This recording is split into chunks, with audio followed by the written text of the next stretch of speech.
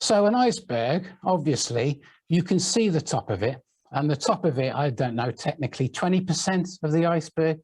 So 20% of what you see as an iceberg, there's another 80% of it below the surface that we can't see. So just to complete the drawing a little bit, there you are on your ship. Those things that you see stop you on your journey of excellence and high production, high service levels, high call return, a failure demand, all the things that you're working on as key measures. Those things that are stuck above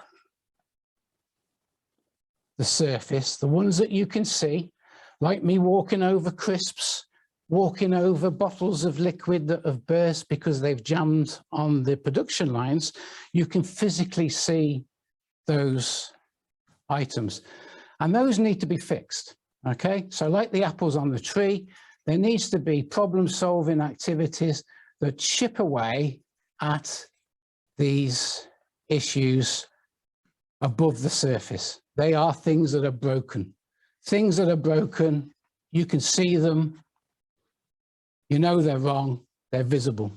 So because they're visible, you can focus on them and you can have a project on it, you can use problem-solving tools and techniques, and everybody's occupied well. And it's good because in the short term, it improves results. But like an iceberg, but defects in an organization, like the iceberg, that's only 20% of what we see.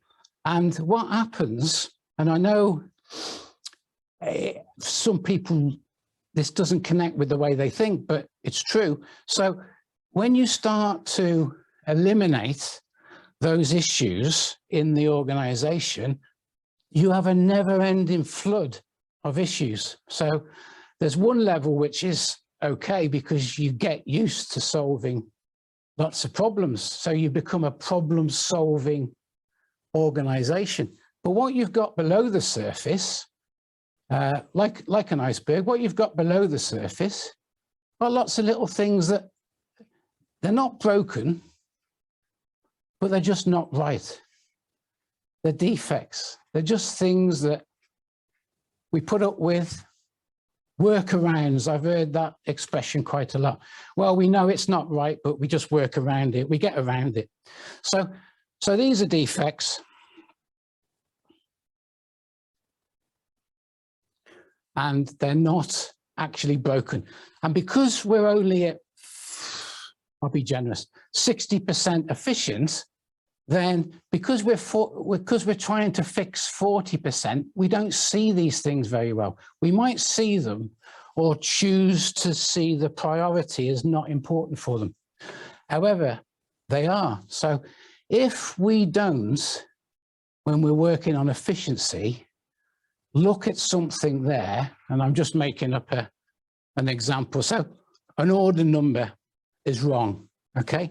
And the person that works in the call center knows that the order number is wrong, ends in an 8 and it should be a 7. And every time somebody orders one of those, he changes or she changes the 7 to an 8 to fix it. One day, when that person's on holiday or left the company or got promoted, whatever, that problem starts to raise itself slowly but surely to the surface of the organization. So where we're chipping away at these things, other things like these are creeping up, and they will be, as they grow in the severity of going from a defect to a broken problem, then that's the continuation of always having things to fix. So we will always have things to fix. So we've got to create a culture where these problems, these little defects, are as important as the big broken things. Now, you must hear me not say one or the other.